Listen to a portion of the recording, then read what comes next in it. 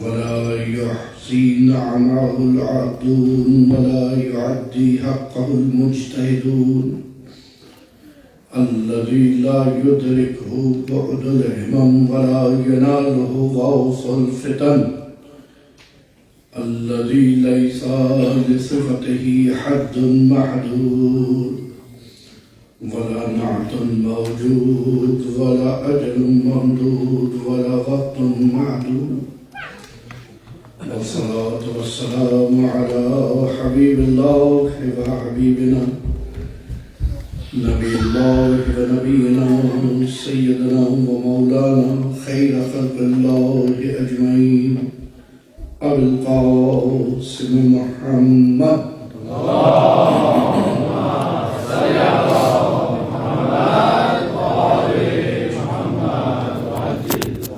والصلاة والسلام على أهل بيته الطيبين الطاهرين المعصومين المظلومين المنتجبين المنتخبين المنيبين الهادين المهديين سيما بقية الله في الأرضين اللهم صل على محمد وآل محمد وعجل واللعنة الدائمة على أعدائهم أجمعين.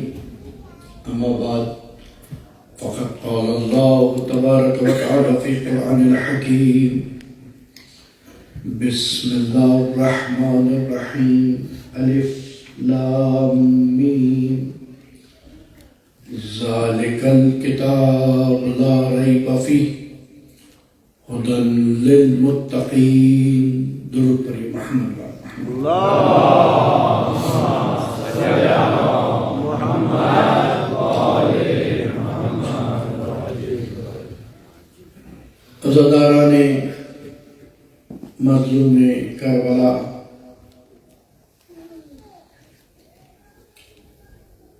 ثمرۂ دعائے فاطمہ الزہرا سلام اللہ علیہا،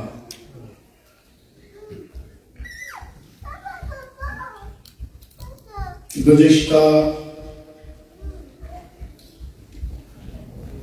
شبوں میں آپ کے سامنے اب تک اس آیت کی جانب صرف اشارہ ہوا ہے، اور اب اس آیت کے ذیل میں موضوع ذہن میں ہے کربلا مکتب ہدایت اور ضامن نجات. مکتب یعنی اسکول، مکتب یعنی مدرسہ. میں نے پہلے دن مجلس میں کہا تھا ادھر محرم کا چاند دکھتا ہے، ادھر مدرسہ حسین کے دروازے کھل جاتے ہیں، طالب علم آنا شروع ہو جاتے ہیں، اسٹوڈنٹ آنا شروع ہو جاتے ہیں، اپنی اپنی کیپیسٹی کے مطابق سمجھتے ہیں، اور اس کے بعد جاتے جاتے اگر آنکھوں میں آنسو آ جائیں تو نجات کی ضمانت لے کر چلے جاتے ہیں. دوسری محرم کو آپ کے سامنے میں نے امام رضا علیہ السلام کا ایک قول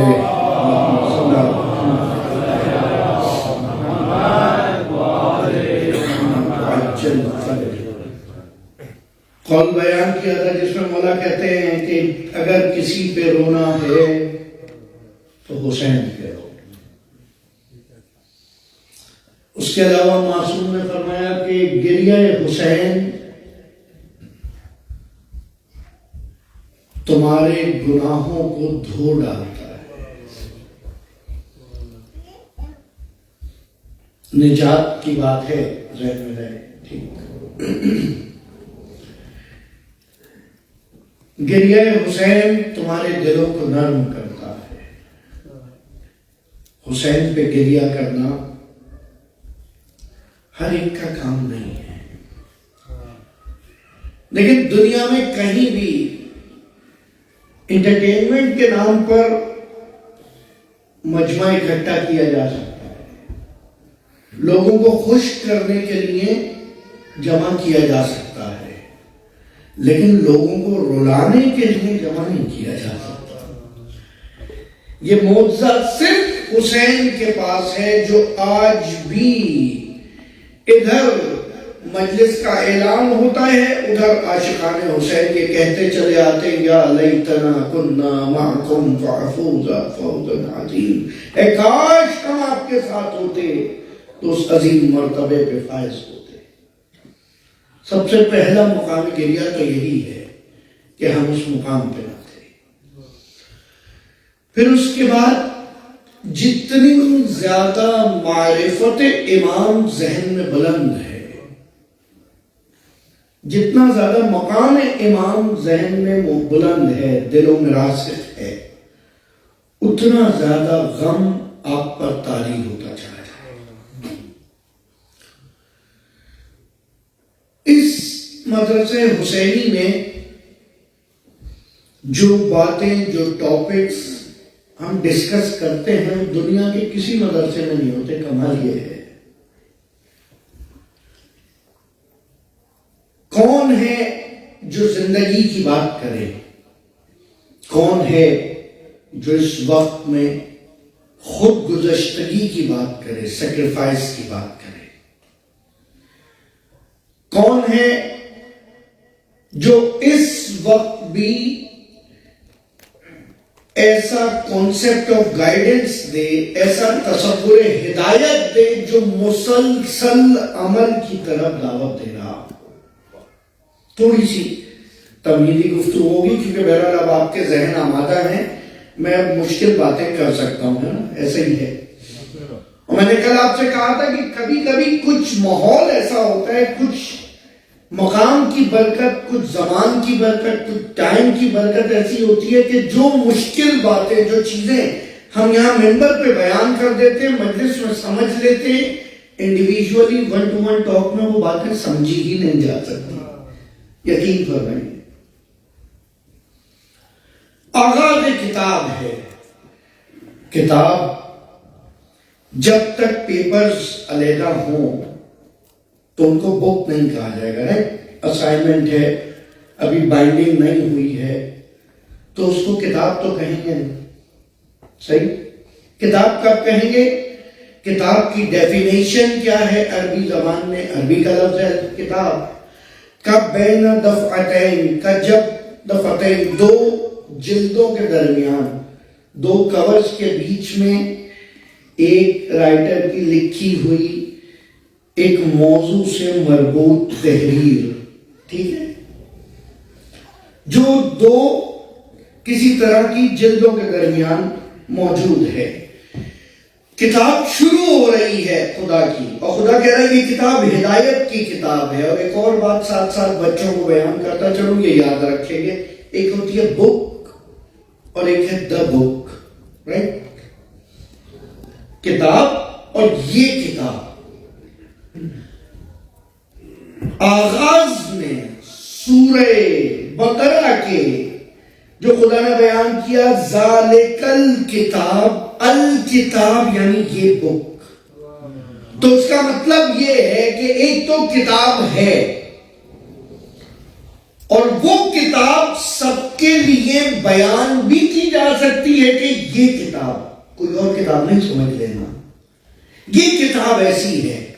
دنیا کی کوئی بک، کوئی بھی بک، آپ کے سلیبس کی بک ہو، ایجوکیشن کی بک ہو، کوئی بک کے پریفیس میں، مقدمے میں کسی رائٹر میں اتنی طاقت نہیں ہے کہ وہ یہ لکھ دے کہ اس کتاب میں سب کچھ صحیح ہے۔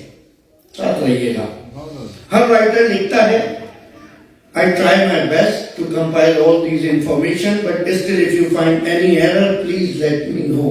بچوں کے لیے ڈسکرپشن بیان کر رہا ہوں، کہیں بھی کوئی غلطی اگر رہ جائے، بھول ہو جائے کتاب میں تو پلیز بیان کیجئے گا تاکہ ہم اس کی کریکشن کر دیں۔ یہ وہ واحد کتاب ہے جس کے آغاز میں پہلی بات یہ کی جا رہی ہے، ذالک لا ریب فیہ، اس کتاب میں کوئی شک نہیں ہے، کوئی غلطی نہیں ہے، اس کتاب میں کوئی غلطی نہیں ہے۔ اس لیے کہ غلطی دو وجہ سے ہوتی ہے، ایک غلطی جب ہوتی ہے جب آپ کا اختیار کم ہو، ایک غلطی جب ہوتی ہے جب آپ کا علم کم ہو. صحیح. اب وہ علیم بھی ہے، سب سے زیادہ علم بھی اس کے پاس ہے، وہ قدیر بھی ہے، سب سے زیادہ قدرت بھی اس کے پاس ہے. تو اب ضروری ہے کہ وہ کتاب جو بھیج رہا ہے اس میں کوئی غلطی نہ ہو. اچھا، جب کتاب لکھنے والے نے غلطی نہیں کی، ساتھ رہیے گا، کتاب لکھنے والے نے کوئی مسٹیک نہیں کی، وہ عربی کی کتاب میں اس بچے کو لے جا دو کہ آپ سنا دو، تو یہ غلطی کر دے. ایسا ہے یا نہیں ہے؟ تو مجھے وہ دیکھنا پڑے گا مجمع میں سے کہ جو اس کتاب کی زبان جانتا ہو، اس کتاب کے میتھڈ جانتا ہو، اس کتاب کے فارمولے جانتا ہو، اس کتاب کو ایکسپلین کر سکے. اگر کوئی مقابلے پہ آئے تو ڈیفینڈ کر سکے اس کتاب کو، بحث کر سکے، اس سے ثابت کر سکے. اس کا مطلب یہ ہوا کہ جس کو کتاب دے کر پڑھانے بھیجیں گے اس کو پہلے پڑھائی جا چکی ہوگی. میں بہت آسان کر کے پڑھ رہا ہوں، دیکھیں، اس کو کتاب پہلے سے بتا دی ہوگی. اب جب اس کتاب کے اندر کوئی شک نہیں ہے تو اس کتاب کے بتانے والے کا بھی یقینی ہونا ضروری ہے، اس میں بھی کوئی شک نہیں ہونا چاہیے. صحیح. بس یہیں تک یہ بات مشکل تھی. اب نتیجہ تھوڑی دیر بعد آپ خود دیکھیں گے. دیکھیں ہوا یہ، پیغمبر جو آئے، میں نے دوسری مجلس میں کہا تھا کہ آپ آنکھوں سے دیکھتے ہیں، ٹھیک ہے، ناک سے سونگتے ہیں، کانوں سے سنتے ہیں، ہاتھ سے چھوتے ہیں. آج اپنی ہی بات کو رد کر رہا ہوں. ہم آنکھ سے دیکھتے نہیں ہیں. صحیح ہے، ہم آنکھ سے دیکھتے نہیں ہیں، ہم عقل سے دیکھتے ہیں. آنکھ پکچر لیتی ہے، یہ پکچر ٹرانسفر کرتی ہے ڈیٹا باکس میں، ٹھیک. دماغ کے اندر 1 سیکنڈ میں اسکیننگ ہوتی ہے ساری پکچر میں. یہ پکچر جو ذہن میں آتی ہے کہ یہ کون ہے کیا ہے، وہ عقل ہے جو سمجھتی ہے. آنکھ تو خالی فائل ٹرانسفر کرتی ہے، پکچر ڈیٹا ٹرانسفر کرتی ہے، اور کچھ نہیں، ٹول ہے. صحیح ہے، ساتھ چل رہے ہیں میرے پیچھے والے اللہ. آنکھ خالی تصویروں کو ٹرانسفر کر رہی ہے میرے دماغ تک، کان خالی آواز کو ٹرانسفر کر رہے ہیں. ورنہ آواز تو بچے کو بھی آ رہی ہے، ورنہ دکھائی تو بچے کو بھی دے رہا ہے، لیکن اسے سمجھ نہیں آ رہا.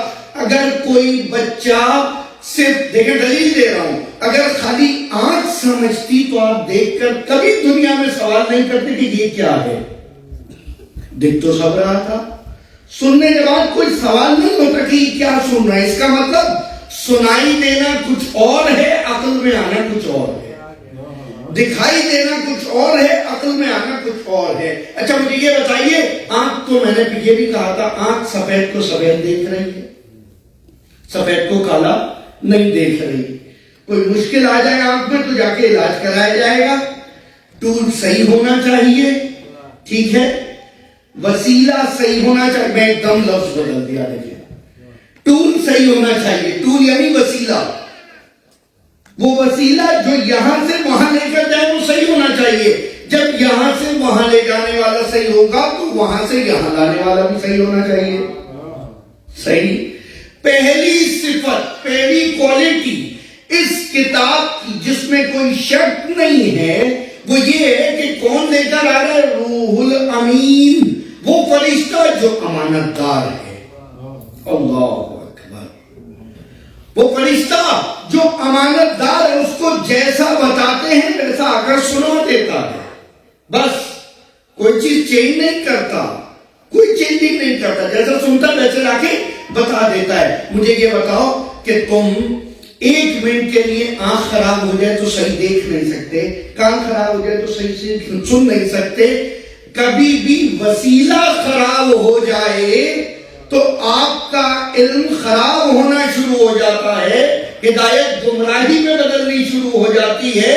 وہ انسان جو سر سے پاؤں تک، صبح سے شام تک وسیلوں کی وجہ سے زندگی گزار رہا ہے، وہ کیسے کسی وسیلے کا انکار کر سکتا ہے؟ وہ کیسے کہے گا کہ نہیں مجھے تو خود خدا آ کر پڑھائے، کوئی وسیلہ نہیں چاہیے مجھے؟ یہ تو وہ کہہ ہی نہیں سکتا. اب بات کو میں شاید مجھے اور ڈائلیوٹ کرنا پڑے. جب وہ بات خدا بیان کر رہا ہے اس کے اندر شک نہیں ہے رسول کے اندر, تو اب رسول جو آئے ہیں آنکھوں کی کریکشن کے لیے تو نہیں آئے, کانوں کی کریکشن کے لیے نہیں آئے, رسول عقل کی کریکشن کے لیے آئے. ساتھ رہیے گا, رسول عقل کی, یعنی ہدایت آنکھوں کی نہیں ہے, ہدایت عقل کی ہے. ہدایت کانوں کی نہیں ہے, ہدایت عقل کی ہے. تو یہ ضروری ہے جو ہدایت کرنے عقل کی آئے وہ تم سب میں سب سے زیادہ عقل رکھتا ہو. بھئی جناب آدم اپنے وقت کے سب سے بڑے عاقل, سب سے زیادہ عقل رکھنے والے. جناب نوح اپنے ٹائم کے سب سے زیادہ انٹیلیجنٹ, سب سے زیادہ عقل رکھنے والے. جناب ابراہیم اسی طرح, جناب اسماعیل اسی طرح, جناب موسیٰ اسی طرح, جناب عیسیٰ اسی طرح.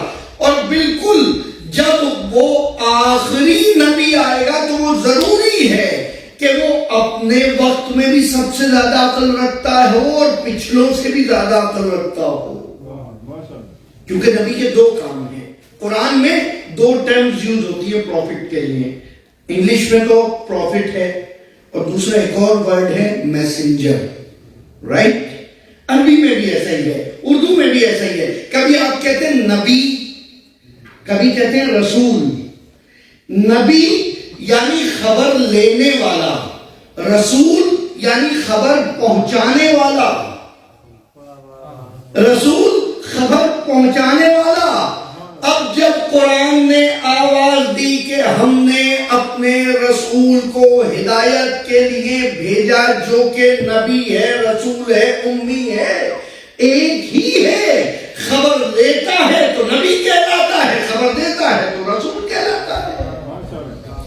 اب یہ علم کی بات, عقل کی بات لے بھی رہا ہے, دے بھی رہا ہے, تو یہاں امی کا مطلب جاہل نہیں ہوگا, بلکہ اس کا مطلب جو جاہل ترجمہ کرے گا وہ سب سے بڑا جاہل کہلائے گا,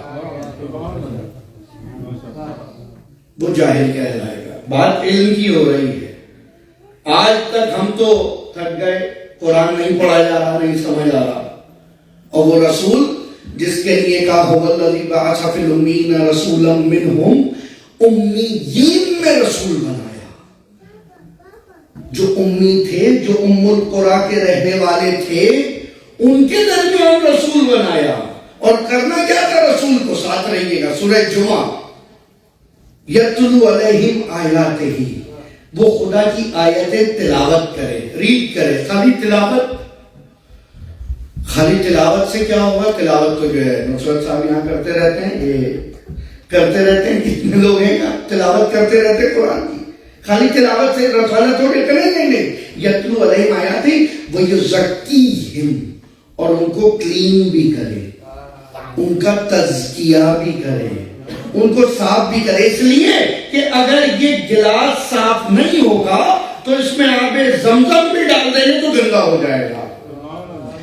تو نبی کوشش کرتے رہے, ساتھ رہیے گا, ساتھ رہے. نبی کوشش کرتے رہے, جن ظرفوں میں صاف ہونے کی صلاحیت تھی وہ صاف ہو گئے, جن میں صلاحیت نہیں تھی اب آیت قرآنی آتی نہیں, لیکن ان کی گمراہی میں اضافہ ہوتا چلا گیا, پھر ان کو ہدایت نہیں مل پائی. رسول خدا صلی اللہ علیہ وآلہ وسلم آواز بلند صلوات.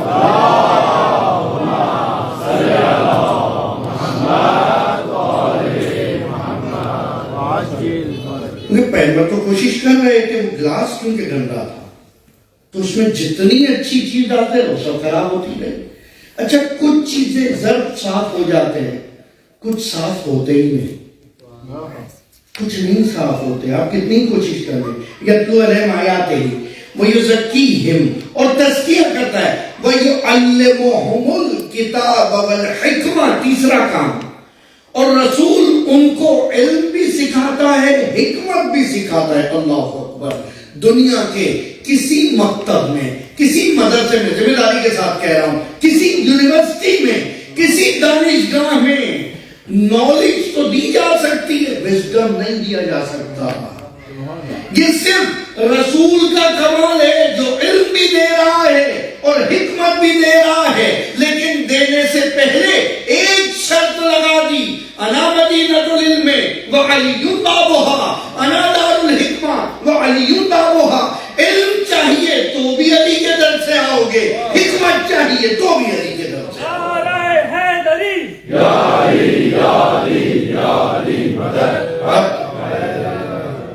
اب پتہ چلا یہ امت جو رسول کے ساتھ تھی، قرآن ہاتھ میں تھا، اس کے باوجود کسی کی صفائی نہیں ہو سکی، کوئی علم نہیں حاصل کر سکا، کوئی حکمت نہیں حاصل کر سکا، اس لیے کہ وہ جس راستے سے بلاتے تھے یہ وہاں سے نہیں آتے تھے. جس راستے سے بلاتے تھے اس راستے سے نہیں آتے تھے. اب وہ نبی جب بتانے کے لیے آیا، جو نبی اپنے وقت کا سب سے عاقل ہے، جو نبی اپنے وقت کا سب سے بڑا عاقل ہے، جب وہ عقلوں کی ہدایت کر رہا تھا تو جو اس کی مخالفت پر آئے، سب سے پہلے انہوں نے حملہ رسول کی عقل پہ کیا، نعوذ باللہ، کہا وہ مجنون، کہا وہ مجنون ہے. ان کے بیان پہ کیا، کہا وہ شاعر ہے. لیکن کیا کہنے پروردگار کے، میرے بچے جب بھی اسکول جاتے ہیں پہلے تھیوری پڑھتے ہیں، پھر مجھے ڈائلیوٹ کرنا پڑا ہے، آسان کرنا پڑا ہے. پہلے تھیوری پڑھتے ہیں پوری فزکس کی، یہ ہے تھیوری، اور پھر اس کے بعد لیب میں، لیبورٹری میں پریکٹیکل کرتے ہیں. ایسے ہی ہے نا، آپ سب نے ایسے ہی سیکھا ہے نا. پہلے تھیوری پڑھ لی، سمجھ لی، پھر لے جا کے پریکٹیکل کر لیا. پیغمبر نے یہاں پر ریورس میکینزم رکھا. اللہ اکبر، ریورس انجینئرنگ کا. پہلے 40 سال میں تمہیں پریکٹیکل کر کے دکھاؤں گا، 40 سال کے بعد تھیوری کے طور پر قرآن سامنے آئے گا، اور پھر جب کہا جائے گا نا ذالک الکتاب لا ریب فیہ، وہ پیغمبر کی زندگی ہوگی کہ نہ تو زندگی میں کوئی فرق ہوگا، نہ قرآن میں کوئی فرق ہوگا. اس لیے کہ جس خدا نے قرآن بھیجا ہے اسی خدا نے محمد کو بھیجا ہے.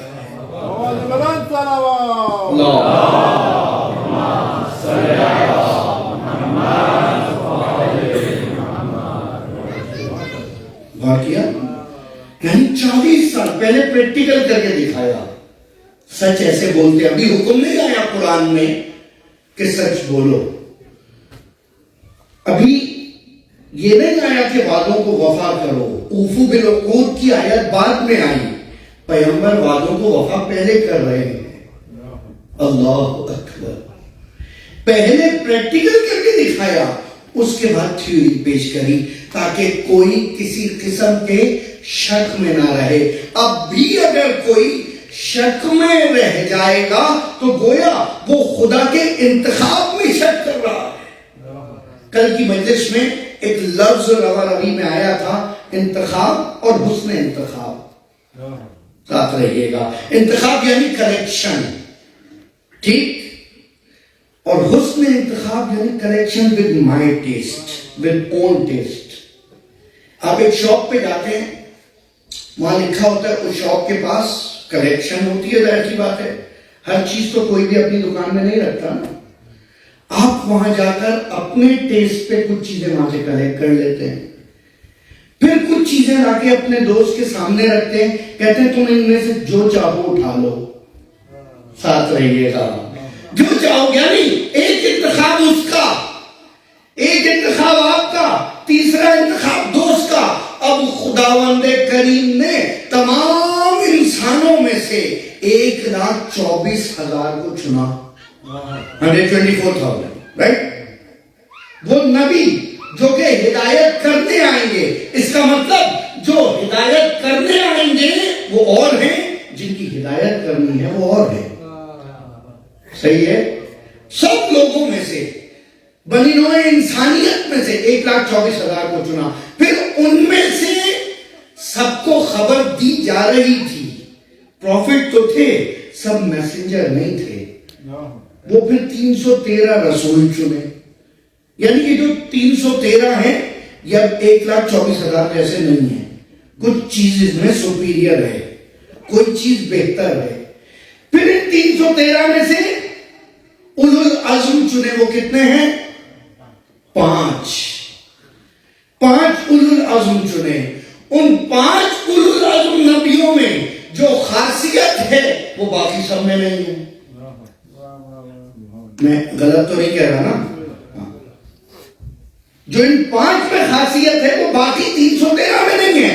اب ان 5 میں سے اگر کوئی ایک خاتم المرسلین ہے تو اس کا مطلب یہ ہے وہ جو آخری رسول ہے، تم تو کیا وہ اولو العزم 5 بھی اس جیسے نہیں، بلکہ اور کوئی 313 رسول بھی اس جیسا نہیں، بلکہ اور کوئی 1,24,000 نبیوں میں اس جیسا نہیں، بلکہ تمام انسانیت میں کوئی اس جیسا نہیں.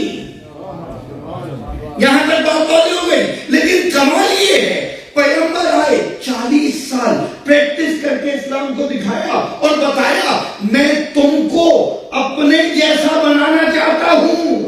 اللہ اکبر. میں تم کو اپنے جیسا بنانا چاہتا ہوں. اور یہ امت کو پریشانی ہو گئی کہ وہ رسول کو اپنے جیسا بناتے رہے. وہ ہمیں اپنے جیسا بنانے آئے تھے، ہم انہیں اپنا جیسا بنانا شروع کر دیا. کہا کیوں؟ کہا اس لیے رسول نے خود کہا ہے کہ میں تمہاری طرح ایک بشر ہوں. ایک بشر میں سے بے ہٹا دیں تو کیا رہتا ہے؟ شر رہ جاتا ہے. اب نہ بھی سمجھے تو میں کیا کر سکتا ہوں. درود پر یہ محمد والے محمد پہ.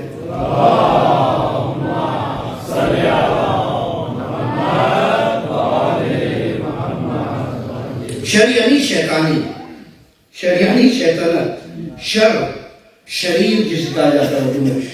بشر جتنا ہے وہ بشر ہے، وہ جو رسول ہے وہ بے شر ہے.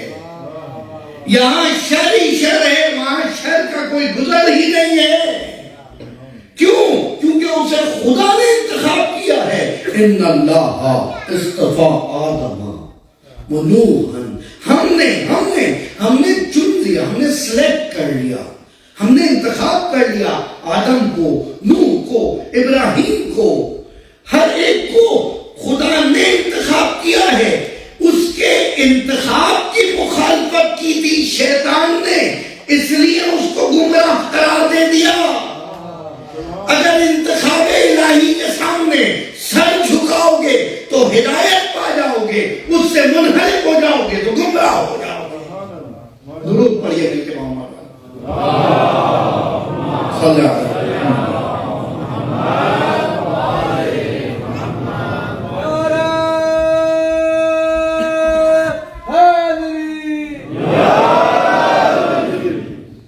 ہدایت، گائیڈنس ایک تو فطرت میں رکھ دی تھی کہ بچے کو بولنا نہیں آتا تھا، بتانا نہیں آتا تھا، رونا آتا تھا، وہ سارے کام رونے سے کرتا تھا.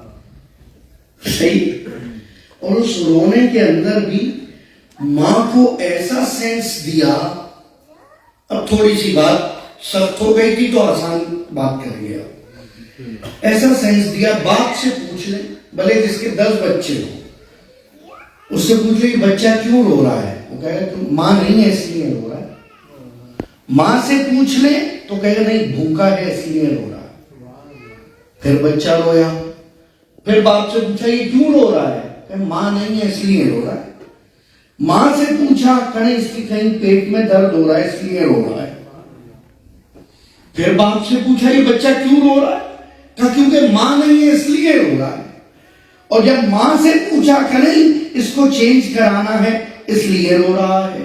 وہ ایک ہی گریا، ساتھ رہیے گا، وہ ایک ہی رونا.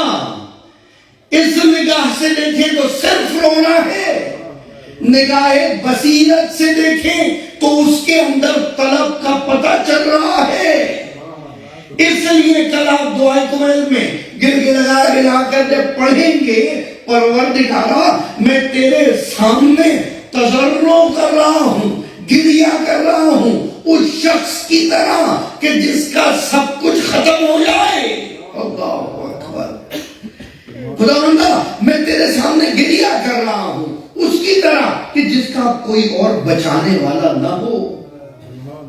پروردگارا میں تیرے سامنے گریہ کر رہا ہوں اس طرح کہ جیسے کوئی بے سہارا گریہ کرتا ہے۔ اللہ اکبر، ایک ہی گریہ، ایک ہی گریہ، ایک رونا ہی تو ہے جس کو کچھ لوگ کہتے ہیں کہ وہ رونا رسول کی محبت میں تھا، اور اسی رونے کو کچھ لوگ دیکھتے ہیں تو کہتے ہیں نہیں وہ رسول کی محبت میں نہیں تھا، وہ رسول کی عداوت میں تھا۔ وہی رونا ایک کہتا ہے رسول کو بچانے کے لیے تھا، دوسرا کہتا ہے رسول کو پھنسانے کے لیے تھا۔ بہرحال خدا جانے ہم اس در سے وابستہ ہیں کہ جہاں پر رونے کے لیے کہا کہ خدا کی قسم روز محشر ہر آنکھ گریہ ہوگی۔ ساتھ رہیے گا، صادق آل محمد فرما رہے ہیں روز محشر ہر آنکھ گریہ ہوگی، ہر آنکھ میں آنسو ہوگا، الا من بکا علی الحسین، سوائے اس آنکھ کے کہ جس نے حسین پہ گریہ کیا۔ اللہ اکبر، کیا کمال ہے حسین کا، کیا کمال ہے حسین کا۔ حسین نمائندہ ہدایت بن کے آیا ہے کربلا میں، حسین ضامن نجات بن کے آیا ہے کربلا میں۔ کل میں نے کہا تھا پیغمبر کی حدیث کے ذیل میں ان الحسین مصباح الہدی و سفینۃ النجاۃ، ہدایت کی کشتی حسین ہے، نجات کی کشتی حسین ہے، ہدایت کا چراغ حسین ہے۔ اور حسین کا چراغ ہدایت، حسین کی لائٹ آف گائیڈنس ایسی ہے جو دلوں میں اتر جاتی، دلوں میں اتر جاتی۔ یقین کریں، نہ جانے کتنے ایسے ہیں کہ جو رسول کو نہیں مانتے لیکن حسین کو مانتے ہیں، نہ جانے کتنے ایسے جو علی کو نہیں مانتے لیکن حسین کو مانتے ہیں، ارے بلکہ نہ جانے کتنے ایسے ہیں جو خدا کو نہیں مانتے مگر حسین کو مانتے ہیں۔ اور جو ایک ایک جملہ کہہ رہا ہوں دلیل رکھتا ہوں، آئندہ آنے والے دنوں میں بیان کریں گے انشاءاللہ۔ حسین ایسا چراغ ہدایت کہ جو کبھی گمراہ نہ ہونے دے۔ بس عزیزو، آج کی گفتگو یہاں روک رہا ہوں کیونکہ تھوڑا سا ہدایت حسینی کا ایک پہلو ایسا بیان کرنا ہے جو شاید عام طور پہ کسی اور تاریخ میں نہیں ملتا۔ 8 محرم کربلا میں ایک دن گزر گیا، پانی نہیں آیا، 7 کو پانی بند ہوا، 8 کو پانی نہیں ہے، 9 کو اور فوجیں آ گئیں، اور جب اور فوجیں آئیں، نئے لشکر آئے تو کہا کہ اب جنگ کی جائے گی، اب جنگ کی جائے گی۔ ساتھ رہیے گا، غور کیجیے گا۔ ایک مرتبہ حسین نے اپنے لشکر کے سپاہ سالار کو بلایا، کمانڈر کو بلایا اور کہا عباس جا کر ان سے 1 رات کی مہلت لے لو، ایکسٹینشن لے لو کہ آج جنگ نہ ہو۔ ہزاروں سبق ہیں صرف اس ایک عمل میں حسین کے۔ بہادری یا شجاعت، میرے سامنے جوان بیٹھے ہیں جو ہمیشہ، بہت سے ایسے ہیں جو صرف ایکشن دکھانے کا نام بہادری سمجھتے ہیں، اور جو ایکشن نہ دکھائے، عملی کچھ نہ کرے تو اس کو بزدل کہتے ہیں۔ حسین نے یہ بتایا کہ اطاعت کا نام بہادری ہے. اللہ اکبر. فالوئنگ کا نام بہادری ہے. حکم کو ماننے کا نام بہادری ہے. عباس 2 محرم کو پیچھے چلیے جب قافلہ کربلا آیا ہے، کیونکہ سقائی کا کام عباس کا ہے. سقائی یعنی جو پانی پلاتا ہے اسے کہتے ہیں سقا. حضرت عباس کی ذمہ داری ہے، رسپانسبلٹی ہے کہ پانی لے کر آئیں دیکھیں. تو عباس نے خیمے نہر کے قریب لگائے تھے. اللہ اکبر. نہر کے قریب خیمے لگائے تھے کہ جس وقت دشمنوں کا لشکر وارد ہوا اور کہا کہ نہر کے قریب سے خیمے ہٹائے جائیں، پھر حسین نے عباس کو حکم دیا عباس خیمے ہٹاؤ. اللہ. صرف یہ بتانے کے لیے کہ عباس اطاعت گزار ہے. پھر دوبارہ شب عاشور کے لیے جب مہلت مانگی ایک رات کی تو کہا عباس تم جا کے مہلت لو تاکہ آنے والی دنیا کو یہ پتا چلے علی کے بیٹے خالی جنگ کرنے والے نہیں تھے بلکہ اطاعت کرنے والے تھے، امام کی اطاعت کرنے والے تھے. اور یہ بھی کمال ہے، عباس نے ایسے اطاعت کی کہ اب تا قیام قیامت عباس کا پرچم اٹھانے والے، وفا کا دم بھرنے والے، روضہ ابو الفضل پہ جانے والے جب عباس کی زیارت پڑھیں گے یہ جملہ بولیں گے السلام علیکہ یا ابا الفضل العباس ابن امیر المؤمنین. دوسرا جملہ میرے ساتھ پڑھیے گا المطیع للہ ولرسولہ ولامیر المؤمنین ولفاطمہ الزہراء سیدۃ نساء العالمین والحسن والحسین. عباس کا کمال، عباس کی وہ کوالٹی جو زیارت میں سب سے پہلے آئی وہ مطیع ہونا آ گیا، اطاعت گزار ہونا آ گیا. اللہ اکبر. اطاعت امام. کل یہیں سے بات شروع کروں گا. اور جب ایک شب کی مہلت مانگی ہے، اور بلکہ اردو کا جملہ محسوس کریے گا، حسین نے مہلت لی نہیں تھی بلکہ مہلت دی تھی. وہ ایک رات کی مہلت دی تھی ان لشکر والوں کے لیے جو قرآن پڑھ رہے تھے. انہیں پتا چل جائے کہ حسین روح قرآن ہے. جو نمازیں پڑھ رہے تھے انہیں پتا چل جائے حسین روح نماز ہے. جو سجدوں میں تھے انہیں یاد آ جائے کہ حسین وہ ہے جس کی وجہ سے ان کا رسول اپنے سجدوں کو بڑھا دیتا ہے. عزیزوں ابھی اتنا وقت تھوڑی گزرا ہے، 40 سال تو گزرے ہیں جو حسین کے مقابلے میں ان میں بہت سے لوگوں نے کبھی حسین کو عید کے دن رسول کے شانوں پہ دیکھا ہے، کبھی سجدے میں رسول ہے تو حسین کو پش پہ دیکھا ہے. اتنی جلدی یہ کیسا وقت آ گیا کہ اسی حسین کے خون کے پیاسے ہو گئے جو حسین کی فضیلتیں سنا کرتے تھے. ایک شب کی مہلت دی ہے، پوری رات عبادتوں میں گزری ہے. حسین کہتے ہیں انی احب الصلاۃ، حسین کو نماز سے عشق ہے. اللہ اکبر. حسین کو نماز سے عشق ہے، اور یقیناً یہ وہ نماز ہے کہ جس میں حسین بھی اس نماز سے عشق رکھتا ہے اور اس کا رب بھی حسین کی نماز سے عشق رکھتا ہے. انی احب قراءۃ القرآن، حسین کو قراءت قرآن سے عشق ہے.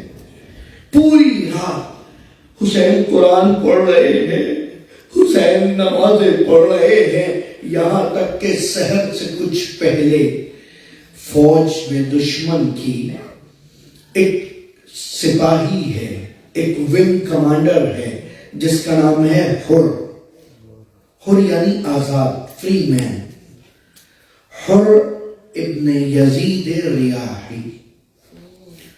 جب حسین کا قافلہ کربلا پہنچا تھا 2 محرم کو حر نے حسین کے گھوڑے کی لگام پکڑی تھی اور کہا تھا میں یہاں سے آگے نہیں جانے دوں گا، میں تمہیں یہاں روک لوں گا، اب اس سے آگے جانے کی اجازت نہیں ہے. اور پھر انتظار کر رہا تھا کہ عمر سعد کا لشکر آ جائے. یہ وہی حر ہے جس نے حسین کو یہاں رکنے پہ مجبور کیا ہے. پوری رات حر پریشان ہے، ادھر سے بھی قرآن کی آواز ہے، ادھر سے بھی قرآن کی آواز، یہاں بھی نمازیں پڑھی جا رہی ہیں، وہاں بھی نمازیں پڑھی جا رہی ہیں، یہاں تک کہ ایک مرتبہ حر کے ذہن نے ایک فیصلہ کیا. حر کا فیصلہ دیکھیے، حر کے ذہن نے ایک فیصلہ کیا کہ یہ جو قرآن پڑھ رہے ہیں نہیں پتا کیسے پڑھ رہے ہیں، لیکن حسین جو قرآن پڑھ رہا ہے وہ رسول کا سکھایا ہوا ہے. یہ جو نماز پڑھ رہے ہیں پتہ نہیں کیسی نماز ہے، لیکن حسین جو نماز پڑھ رہا ہے وہ رسول کی سکھائی ہوئی ہے. ارے نمازیں تو گھر پہ مائیں سکھاتی ہیں نا. سوچو سیدہ نے حسین کو نماز سکھائی. اللہ اکبر. یہ زہرا کا پروردہ حسین کیسے قرآن پڑھ رہا تھا کہ ایک ایک آیت حر کے سینے میں اترتی چلی جاتی تھی. حر پریشان ہے، کبھی خیمے میں آتا ہے، کبھی باہر جاتا ہے. اور جس وقت حر نے اس لگام کو پکڑا تھا اس وقت ایک جملہ نکلا تھا حسین کی زبان سے کہ حر تیری ماں تیرے غم میں بیٹھے، تیری ماں تیرے غم منائے کہ تو ہم سے ایسے بات کر رہا ہے، یہاں روک رہا ہے. حر نے یہ کہہ کر لگام چھوڑی تھی اگر آپ کی ماں زہرا نہ ہوتی تو میں کچھ گستاخی کرتا. وہ حر اس تمام دشمنی کے باوجود حسین کی ماں کا احترام کیا تھا. بس کیا کہنا، خدا نے شاید اسی احترام زہرا کی وجہ سے حر کو اس چراغ ہدایت کے ذریعے ہدایت دی ہے. حر جب پریشانی کے عالم میں ٹہلتا رہا اور جب دیکھا کہ جنگ ہونے والی ہے، ادھر مرد ہیں، جوان ہیں، تلواریں ہیں، دوسری طرف بیویاں ہیں، بچے ہیں، بوڑھے ہیں، اس طرف دیکھتا ہے تو فوج ہی فوج ہے. حسین کی طرف دیکھتا ہے تو چند افراد ہیں جن میں ہر طرف سے ایک صدا ہے کہ حسین پہ فدا ہو جائیں. یزید کی جانب دیکھتا ہے تو سب دنیا کے طلبکار ہیں، حسین کی جانب دیکھتا ہے تو سب شہادت کے طلبکار ہیں. بس اب حر سے برداشت نہ ہوا، ایک مرتبہ پلٹا اور آ کر اپنے بیٹے سے کہا بیٹا میں جا رہا ہوں، میں جا رہا ہوں. غلام سے کہا میں جا رہا ہوں، ہاں ایک کام کرو، گزرے وقتوں میں جب گناہگار کو، جب قیدی کو جب لے کے آتے تھے تو اس کے ہاتھوں کو اس طرح پشت پہ باندھ دیتے تھے. کہا میرے ہاتھوں کو پشت پہ باندھو، میں حسین کا گناہگار ہوں، میں حسین سے نگاہیں نہیں ملا سکتا، میں حسین سے نگاہیں نہیں ملا سکتا. بعض نے لکھا کہ آنکھوں پہ پٹی باندھ لی کہ میں سامنا نہ کروں، اور حر اس حالت میں چلنا شروع کیا. حر کے ساتھ بیٹا آگے آیا، کہا بابا مجھے نہیں لے کے جائیں گے؟ کہا تم چاہو تو چل سکتے ہو. غلام آگے بڑھا، کہا مجھے نہیں لے کے جائیں گے؟ کہا کیوں نہیں، چاہو تو چل سکتے ہو. کہا آج تک جہنم میں تھے تو ساتھ رکھا تھا، اب مالک جنت کی طرف جا رہے ہو تو چھوڑ کے جا رہے ہو. بس یہ 3 افراد ہیں، اور بعد میں اس کا بھائی بھی بیان کیا. یہ 3 یا 4 افراد حسین کی جانب بڑھنا شروع ہوئے ہیں، اور ایک ایک قدم پر حر کہتا رہتا ہے پروردگارا تجھے زہرا کا واسطہ حسین کے دل میں رحم ڈال دے کہ مجھے قبول کر لے، مجھ سے بڑی غلطی ہو گئی. حسین کے ساتھ زہرا کی بیٹیاں ہیں، ارے بچے ہیں جن پہ پانی بند ہو چکا ہے. اب مجھ سے یہ الاتش کی صدائیں اجرکم اللہ، اجرکم اللہ، کھل کے گریا کرو، آوازیں بلند ہو تمہاری، خدا ان آوازوں پر رحم فرمائے۔ حور چل رہا ہے اور چلتے چلتے جیسے ہی خیمہ حسینی کے قریب آیا، آپ نے سنا ہے نا کہ عباس اور علی اکبر اور قاسم خیموں کا پہرا دیتے تھے، ایک مرتبہ دوڑ کے آگے آئے کہ کون ہے جو تاریکی شب میں آگے آ رہا ہے؟ ابھی عباس زندہ ہے، ابھی علی اکبر زندہ ہے، ارے ابھی شام قریبہ تھوڑی ہے کہ کوئی بھی خیموں میں چلا۔ اجرکم اللہ، ابھی عباس زندہ ہے۔ عباس آگے بڑھے کہ کون ہے جو آنا چاہتا ہے؟ غلام آگے بڑھا کہ میں ان کا غلام ہوں، ان کے ساتھ ہوں۔ کہ کیا چاہتے ہو؟ کہ جا کر حسین سے کہو حر آ رہا ہے۔ حسین کو خبر ملی، علی اکبر کو بھیجا، عباس کو بھیجا، جاؤ ہمارا مہمان آ رہا ہے، استقبال کرو۔ ایک مرتبہ بلایا، گلے سے لگایا، کہا حر، تیری ماں نے تیرا نام حر رکھا تھا، تو آزاد ہے، آزاد زندگی گزار۔ اور ایک مرتبہ زہرا کے بیٹے نے کہا حر، ایسے وقت پہ آئے ہو کہ ہم تمہاری خدمت نہیں کر سکتے، گھر میں اس وقت خیموں میں پانی بھی نہیں ہے، حر شرمندہ ہو رہا ہے۔ وہ وقت یاد آ گیا جب حسین نے حر کو بھی پانی پلایا، لشکر کے جانوروں کو بھی پانی پلایا، کہا میں بہت شرمسار ہوں، کل جنگ ہونے دیجئے، سارے بدلے اتار دوں گا۔ کل کا دن چڑھا اور جنگ کا وقت آیا، حر جانا چاہتا ہے لیکن بیٹا پہلے جانا چاہتا ہے، غلام پہلے جانا چاہتا ہے۔ اللہ اکبر، ایک شب میں حسین نے کیسا بدل دیا، کیسی ہدایت کر دی کہ سب شہادت کے لیے ایک دوسرے پہ سبقت لینا چاہتے ہیں۔ غلام گیا، شہید ہو کر آیا، بیٹا گیا، حر دیکھ رہا ہے۔ لڑتے لڑتے جب حر کا بیٹا زمین پہ آیا، بابا کو پکارا مدد کے لیے، حر آگے بڑھا، حسین نے روک دیا کہ نہیں حر، بوڑھا باپ جوان بیٹے کی لاش پہ نہیں جاتا، میں کہوں گا مولا۔ اللہ، اجرکم اللہ، اجرکم اللہ، مولا کوئی غم نہ دے آپ کو سوائے غم حسین کا۔ بوڑھا باپ جوان بیٹے کی لاشوں پہ نہیں جاتا۔ عباس و حسین آگے بڑھے، لاشاں اٹھا کر لائے، کہو تمہیں مبارک ہو، یہ تم سے پہلے جنت میں پہنچ گیا۔ اب حر گیا، اب وقت نہیں کہ مسلسل پڑھوں، رجب بیان کروں، مختصر سن لیں۔ حر تلوار چلاتا جاتا ہے اور کہتا جاتا ہے تم جھوٹے ہو، تم مکار ہو، تم نے زہرا کے بیٹے کو دھوکہ دے کر بلایا، ارے وائے ہو تم پر، تم نے مجھے بھی دھوکے میں شامل کیا، ارے خدا را تیرا شکر، تو نے مجھے حسین کے ذریعے ہدایت دے دی۔ جنگ کر رہا ہے، حر سپاہی لشکر کا سردار ہے، اسے پتا ہے میرا کون سا سپاہی کتنی طاقت رکھتا ہے، لڑتا جا رہا ہے، پشتوں کے پشتے لگا دیے، فوجیں پیچھے دھکیل رہا ہے۔ ایک مرتبہ حر کے سر پر ایک گرز لگتا ہے، خون جاری ہوتا ہے۔ اب حر گھوڑے پہ نہیں ٹھہر پا رہا، جیسے ہی گھوڑے سے گرا سلام کیا، السلام علیکم یا ابا عبداللہ۔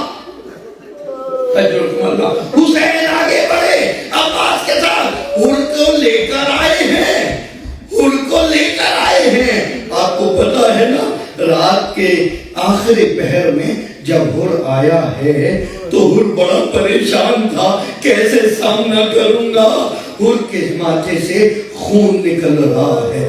زینب نے ایک مرتبہ فضا سے پوچھا اماں کون ہے، کس کا لاشا ہے، اتنی شور کس بات کی ہے، اتنا گریا کیوں ہے؟ کہا وہ حر ہے، کہا حر آیا ہے، زخمی ہے، سر سے خون جاری ہے۔ کہا یہ وہی حر ہے جس نے ہمارے بھائی کی لگام پہ ہاتھ ڈالا تھا اور ہماری ماں کا نام نہیں لیا تھا، احترام کیا تھا۔ ایک مرتبہ زینب نے اپنی ماں کا رومال پیش کیا،